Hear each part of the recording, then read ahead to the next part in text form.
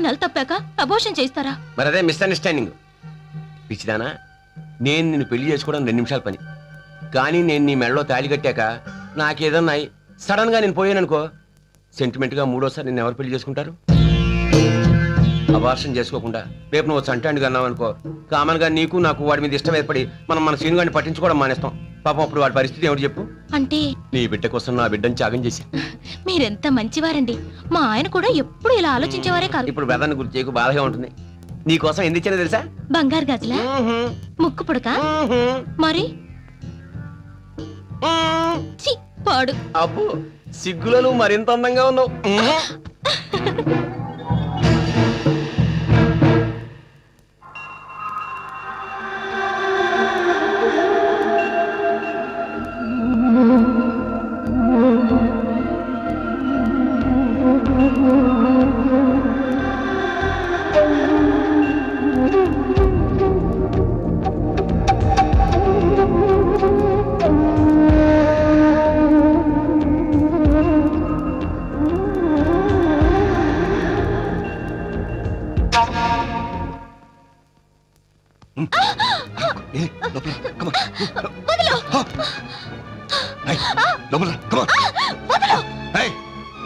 ఏంటే బెట్టు చేస్తున్నావు? మెట్టు దిగి వచ్చానా? నేను నీ మొగుణ్ణి. మొల్లతాడు కట్టుకుంటే మగాడు, 3 పసుపు తాడికి 3 ముళ్ళు వేస్తే మొగుడు అవడు. ఓవర్ యాక్షన్ వద్దు. ఆఫ్టర్ ఆల్ పని మనిషివి. నేను పని మనిషిని, కానీ నువ్వు పనికి మాలిన మనిషివి. ఏం కూసావే?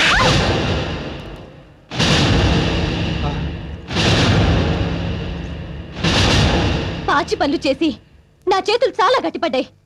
తిరిగి కొట్టానంటే దవడ పగిలిపోతుంది. నన్ను కొడతావా? ఆగో! ఏ అధికారంతో నా మీద చేసుకుంటున్నావు? ఒక పూట అన్నం పెట్టావా? ఒక చీర తెచ్చావా? కనీసం ఒక మూల మల్లెపూలైనా తెచ్చేసావా? ఓహో, ఈ సృష్టికారం చూసిన మగాడివయ్యావా? ఈ మహానుభావుని ఆదర్శంగా తీసుకున్నా ఆవిడ కొడుక్కి ఆడుకోవడానికి 4 బొమ్మలైనా తెచ్చి పడేస్తున్నాడు. ఆ మాత్రం సంపాదించే మగతనం కూడా నీకు లేదే? చూడు, ఆడది కోరుకునేది తన మొగుడి కండలు తిరిగే మగతనాన్ని కాదు, కష్టపడి సంపాదించే పనితనాన్ని. అది తెలుసుకో. క్షమించండి మావయ్య. నువ్వన్న ఈ 4 మాటలు కూడా అనడం చేతగా అసమర్థుణ్ణి. నాకు క్షమాపణలు ఎందుకులేమ్మా?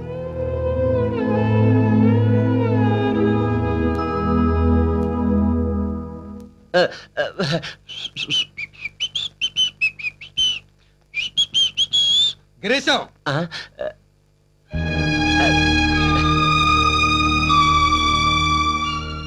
ఈ కొంపలో పెళ్లి కాని 2 ఆడపిల్లలు, పెళ్ళైనా కాపురానికి నోచుకొని ఒక కోడలు ఉన్నారు. నీకు మూడొస్తే, ఇంటికి రావాలనిపిస్తే నా చెల్లెల కంటే ముందు నాకు చెప్పు. ఆ ముగ్గురిని తీసుకుని ఏ గుడికో వెళ్ళిపోతాను. సరే, రామారాయ టూడియో కొంటానయ్యా, కానీ ఈ టూడియో నీదేనన్న గ్యారంటీ ఏంటి? ఇదేంటిది? సేవు పోగులు. ఇది నీదేనని గ్యారంటీ ఏంటి? సేవు నాదైనప్పుడు పోగులు నాయ కదా. రామానాయుడు నా పేరైనప్పుడు స్టూడియో నాది కాదా? పదా స్టూడియో చూసుకుందాం, పదా. ఏ పైసలు లేక చూడదేనా బాయ్? ఇదేంటి నీ టూడియో లేకెళ్తా నువ్వు లంచుతున్నావు? కదా బాబు, జీతం నిన్న 1 తక్కువ ఇచ్చాను. చూసే అంత ఓపెన్ ప్లేస్, ఇది కూడా డబ్బింగ్ థియేటర్, అదేమో ల్యాబ్, అవతల ఫ్లోర్ అన్నమాట. ఈ ఖాళీ ప్లేస్ లో ఎంతగా కొబ్బరి తోటలు వేసుకోవచ్చు, ఆ గంగ బండలతో వేసుకోవచ్చు, లేకపోతే షాపింగ్ కాంప్లెక్స్ కట్టేసుకోవచ్చు. ఉంది కానీ నచ్చకపోతే వదిలే. అది వాడు చూడు, ఎవరాళ్ళు ఈ స్టూడియో వాళ్ళకమ్మని వారంలోంచి తెగ ప్రాణాలు తీసేస్తున్నారయ్యా. అమ్మో, ఏమైనా సరే ఈ టూడియో నేనే కొంటాను. కొనేసుకో మరి. ఇదిగో డబ్బులు 10,000 తీసుకో. ఇదిగో స్టూడియో నువ్వే కొన్నాను వాళ్ళతో చెప్పు, నేను చెప్తే ఫీల్ అవుతారు. అలాగే. ఈ హడావిలో పడి జాగింగ్ చేయడం మర్చిపోయాను. అది చేసుకోండి. ఇదిగో పరిగెట్టుకు వచ్చినా ఏ లాభం లేదు. ఏంటి ఈ స్టూడియో నేను కొనేసాను. ఈ స్టూడియో నువ్వు కొనేసావా? ఏ ఊర్రా నీది? దోవండా. దూతాను గాని మీ ఊరు పేరు చెప్పరా. మీ ఊరేంటి? దోవండా. దూతాను గాని ఊరు పేరేట? దోవండా అని ఉండరా, నేను అడుగుతాను. ఇప్పుడు చెప్పండి, మీది ఏ ఊరు? దోవండా. దువ్వేవు కదా? అది కాదురా, నీది ఏ ఊరు? అది దొవ్వండి. ఏ ఊరు? ఎవరనిది?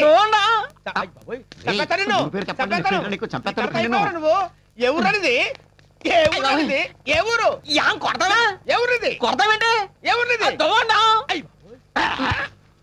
నీ ఊరు పేరు ఏదో చెప్పరా. తణుకు పక్కన దొవ్వండా. అదవ్వా నువ్వు దువ్వ నుంచి వచ్చావేంటా రామానాయుడు స్టూడియో కొనడానికి? కొనేసావా? మొత్తం సింగిల్ పేమెంట్ లో కొనేసానండి. టోటల్ గా అంతా కొనేసావరా? నీకు రన్నింగ్ రేస్ వచ్చా? చిన్నప్పుడు పరుగు పందెంలో సభ్యులు పెట్టుకుంటూ వచ్చింది కదా. అయితే ఇంకేంటి పరిగెట్టు. ఆడో పెద్ద ఫ్రాడ్ ఆడు. ఇడికి చార్మినారు, నాకు రవీంద్ర భారతి, నీకు రామానాయుడు స్టూడియో అమ్మేశాడు. వచ్చిందా నీకు?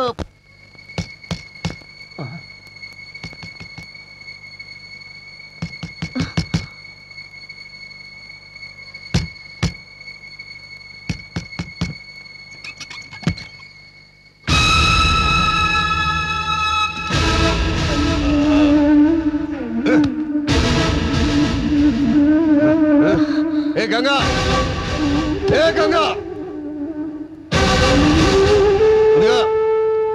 ఇదిగో డబ్బు 10,000.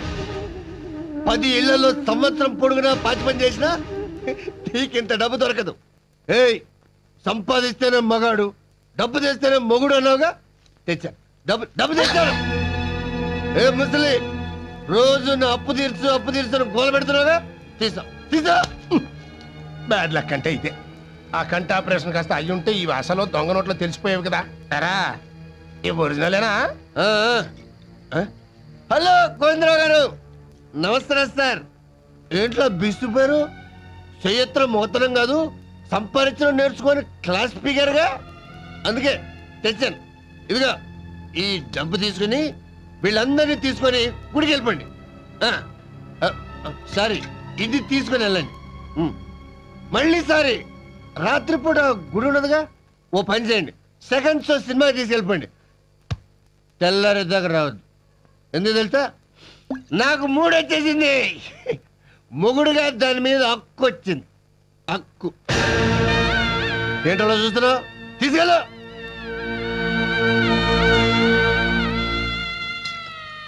మావయ్య, మీరెక్కడికి వెళ్ళక్కర్లేదు. ఇంత డబ్బు నీకెక్కడి నుంచి వచ్చింది? మొగాళ్ళ సంపాదించుకొచ్చాను.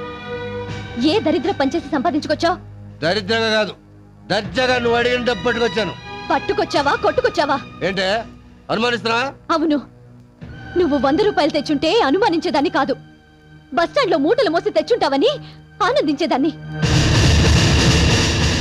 నువ్వు 50 రూపాయలు తెచ్చుంటే కష్టపడి ఏ రిక్షాయో తొక్కి తెచ్చుంటావనుకునేదాన్ని. కనీసం 5 రూపాయలు తెచ్చుంటే అడుక్కు తెచ్చుంటావనుకునేదాన్ని. అడ్డదారిలో సంపాదించడం కాదురా, కష్టపడి 5 రూపాయలు సంపాదించు. అప్పుడు నేనే మావయ్య గారిని, అత్తయ్య గారిని, తాతయ్య గారిని అందరినీ గుడికి పంపించేసి నీ పక్కలోకి వస్తాను.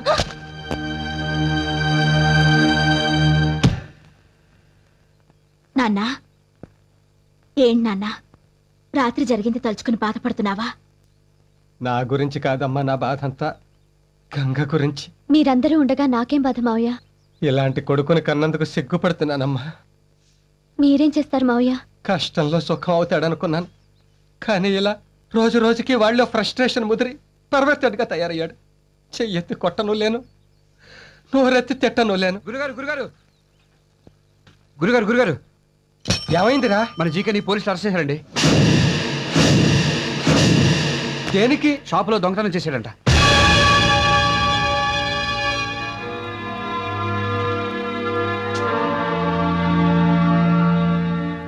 ఏమండి? అలవాట్లేని పని కదా, పట్టుబడ్డాడు. రెండోసారి దొరకళ్లే భాగ్యం. దరిద్రుడు, ఆ చేసే దొంగతనం మీద ఏ బ్యాంకులోనే చేర్చావచ్చుగా, లక్షలు దక్కేవి. చెవురుకోండి. రండి గురుగారు, ఒకసారి పోలీస్ స్టేషన్కి వెళ్ళొద్దాం. విడిపించుకునే శక్తి లేదు, విడిపించుకోవాలనే ఆసక్తి లేదురా. అదేంటండి అలా అంటారు? వాడు మన కొడుకండి. నేను మమకారం లేక వెళ్ళను అంటలేదు భాగ్యం.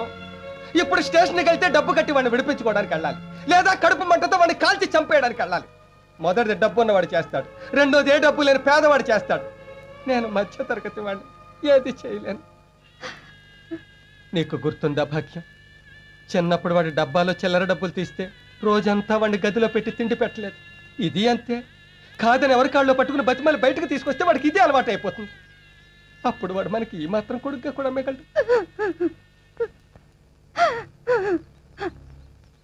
అమ్మ గంగ, ఎసట్లో ఓ గ్లాసుడు బియ్యం తగ్గించి పెడతానత్తయ్య.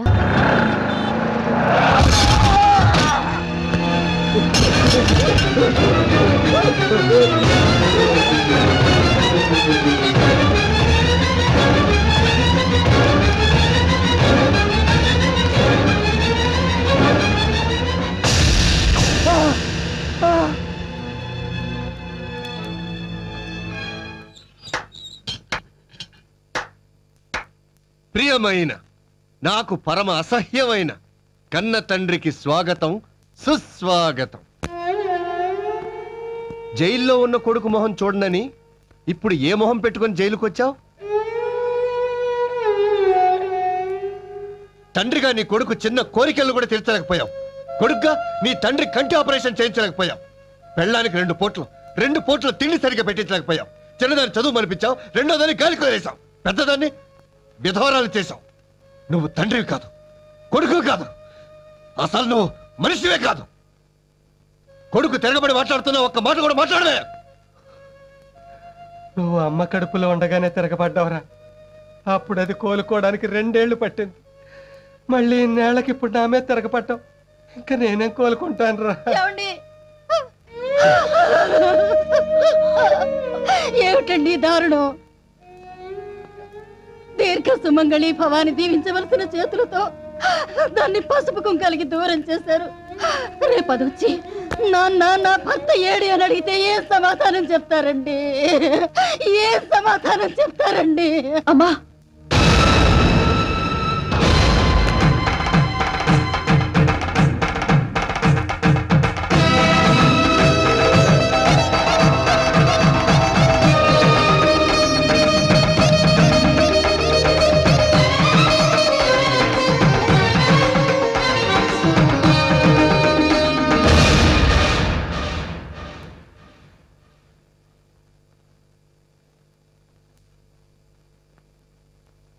ఏంటి నాన్న అలా చూస్తున్నారు? నేను మీ కూతురు ధనలక్ష్మిని. ఏంటమ్మా ఇది? మీరే చెప్పారు కదా నాన్న, మిమ్మల్ని చూడాలనిపిస్తే పుణ్యస్త్రీగా రమ్మని. వాడు బ్రతుకున్నప్పుడు విధవని చెప్పడానికి విధవనయ్యాను. వాడు చచ్చాక పునీతనయ్యానని చెప్పడానికి పుణ్యస్త్రీగా వచ్చాను నాన్న. నాన్న, యాక్సిడెంట్లుగా నీచుని నా మొగుడిని చేసి తప్పు చేశారు. ఇప్పుడు యాక్సిడెంట్ చేసి ఎంతో మంది ఆడవాళ్ల ఉసురు పోసుకున్నవాడి ఊపిరి తీసి నాకు నాలాంటి మరెందరికో ఊపిరి పోసి తండ్రిగా మీ బాధ్యత తీర్చుకున్నారు నాన్న. మీరు చేసిన ఈ మంచి పనికి జీవితాంతం రుణపడి ఉంటాను. అమ్మా, నా గురించి మీరు ఇంకేం బెంగపడకండి. మీ దగ్గరకు వస్తానని భయపడకండి. నాకు చదువు చెప్పారు, సంస్కారం నేర్పారు. ఇక మీ మీద ఆధారపడను. నా నుంచి ఇక మీకు ఉత్తరాలు రావు, మనీ ఆర్డర్లే వస్తాయి. వస్తానమ్మా, వస్తాను గాయత్రి. దీంతో కలిపి మొత్తం 56. ఎత్తాలేవయ్యా, మంచి పార్టీ రాగానే హైటెక్ సిటీ అమ్మేసి. What you say? Hitech City అమ్మేస్తున్నారా? ఎంత? How much? Tell me. Shop. ఎవరు బాబు నువ్వు? My name is Swathimuthyam. Face చూడగానే తెలిసిపోతుందిలే. యా. ఎవరు బాబు ఉంది? పెద్దాపురం. బిజినెస్ పని మీద వచ్చావా? నో, హైదరాబాద్ సిటీలో ఏదైనా ప్రాపర్టీ కొందామని వచ్చాను. ఏం కొంటావు? మా ఆవిడ చీరలు ఆరబెట్టుకోవడానికి చార్మినార్ కొనిపెట్టుకుంది. ఏంటి చార్మినార్ ఎలా కొంటావు నువ్వు? మొన్న అమ్మేత్తని ఏంటే? Oh shit. పోనీ మా ఆవిడ ఒడియాలు అప్పడాలు ఎండబెట్టుకోవడానికి ఏదైనా స్థలం కొనమంది. రవీంద్ర భారతి ఖాళీగా ఉందా? రవీంద్ర భారత అది నాగమిస్తానే. నీకమిస్తాడా? ఓ మళ్ళీ షిట్. పోనీ మా ఆవిడకి షూటింగ్ అంటే ఇష్టం. రామానాయుడు స్టూడియో ఖాళీగా ఉందా? ఖాళీగా ఉంటే కొంటావా? నేను కొన్నాక మళ్ళీ నువ్వు కొంటావా? కొను. మాత్రం కొంటావా? కొను. ఓహో, పోనీ నాకు అమ్మడానికి ఏమన్నా నీ దగ్గర? ఉందండి, ఆ బిర్లా టెంపుల్ అమ్ముతాడు, కొనుక్కోండి. లేకపోతే 12 అసెంబ్లీ అమ్మేస్తాడు, లేకపోతే గోల్కొండ అమ్మేస్తాడు.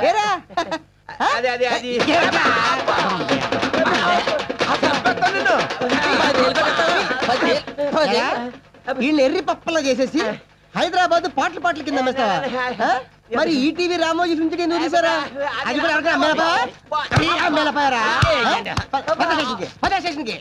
రైల్వే స్టేషన్ కాదు, పోలీస్ స్టేషన్. పోలీస్ స్టేషన్ కా? అంటే మీరు కానిస్టేబుల్, హెడ్ కానిస్టేబుల్ ఆగ్ని జమతాగ్ని. ఏంటే మర్యాద లేకుండా అలా వస్తావు? ఇదే రాజకీయ నాయకులు అయితే వస్తావా? సాల్యూట్ చేసి ఏసీ సూట్ రూమ్ ఇచ్చి కంచం మంచం అరేంజ్ చేస్తావు. ఎస్ఐ గారు కాస్త బిజీగా ఉన్నారు, వర్క్ అయిపోగానే వచ్చిస్తారులేమ్మా. చూస్తా, లేదంటే బయటికి రాగానే రాజకీయాల్లో చేరిపోతా. అంత ఛాన్స్ నీకు ఇవ్వలే. హలో బావగారు, హలో అల్లుడు. ఓ మీరంతా కూడా ఇక్కడే ఉన్నారా? ఇది సెల్లా లేదండి, మన ఇల్లులో ఉంది. నేను ఒక వీడియోకి హెల్ప్ చేసే లోపల ఇంట్లో ఇంకో వీడియో రెడీ అయిందంటగా. చూడండి బాబు గారు, ఈ రోజుల్లో నీతి నిజాయితీలు పనికి రావు. ఉదాహరణకి ఇండియా నీతిగా బస్సులో వెళ్లి పాకిస్తాన్తో స్నేహం చేద్దాం అనుకుంది, కానీ పాకిస్తాన్ ఏం చేసింది? కార్గిల్ యుద్ధం చేసింది. దేశమే నీతిగా ఉంటే బాగుపడినప్పుడు ఆ దేశంలో బతుకుతున్న మనం నీతి అంటే ఇన్నాళ్ళు కలవని మన మనస్తత్వాలు ఫైనల్ గా ఇలా జైల్లో గెలిచాయి. కాబట్టి రేపటి నుంచి మన ముగ్గురం ఒకే రూట్ లో పెడదాం. ఏమంటారు? నన్ను అంతావా? నిన్ను దగ్గరికి రాకు. ఈ చేతులతో సొంత అల్లుండే చంపిన వాడిని నిన్ను చంపడం పెద్ద కష్టమో కాదు, శిక్షలో పెద్ద తేడాను రాదు.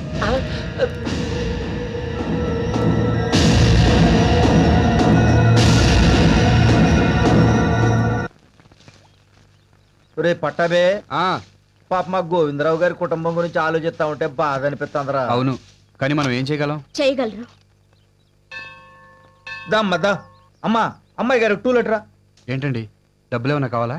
కాదు, నేను మీతో మాట్లాడడానికి వచ్చాను. చెప్పండి. మీరు నన్ను పెళ్లి చేసుకుంటారా? ఏంటి మీరు మాట్లాడేది? ఏ దిక్కు లేని మా ఇంటికి మగ దిక్కు కావాలి, అది మీరే కావాలని మీ దగ్గరకు వచ్చాను. చెప్పండి, నన్ను పెళ్లి చేసుకుంటారా? వద్దమ్మా, మా వాడేదో నీ మీద మనసు పడ్డాడని తెలిసి మేమంతా కేకలేసాం. అవునమ్మా, మీతో మాకు సంబంధం ఏంటి? మీరు క్లాస్ వాళ్ళు, మేము లేబర్ వాళ్ళం. అవును, మేం క్లాస్ వాళ్ళమే. మిడిల్ క్లాస్ వాళ్ళం. లోయర్ క్లాస్ వాళ్ళలాగా కష్టాల్ని ఇష్టపడని వాళ్ళం. అప్పర్ క్లాస్ వాళ్ళలాగా బతకాలని అత్యాశకి పోయి అప్పుల పాలయ్యే వాళ్ళం. మేం మధ్యతరగతి మనుషులం కాదు, మిధ్య తరగతి మనుషులం. మా ఇంట్లో వాళ్ళు రోడ్డు మీద పడకముందే నన్ను మీ కోడల్ని చేసుకోండి మావయ్య. అది కాదమ్మా. మీరింకేం చెప్పొద్దు. నేను బాగా ఆలోచించే ఈ నిర్ణయం తీసుకున్నాను. అయితే ఒక కండిషన్, నేను పెళ్లి చేసుకున్నా కూడా నువ్వు ఉద్యోగం చేయాలి. నీ జీతం నా జీతం మొత్తం మీ కుటుంబానికి ఖర్చు పెట్టాలి. నాది ఒక కండిషన్ అమ్మా, మీ ఇద్దరు పెళ్లి మీ నాన్నగారు జైలు నుంచి వచ్చాకే జరగాలి. ఆ పెళ్లికయ్యే ఖర్చు అంతా మేమే భరించాలి. నాకింత మంచి అత్తవారిలు దొరుకుతున్నందుకు చాలా ఆనందంగా ఉంది. Thank you very much. అత్తయ్య, మావయ్య వచ్చేసారు.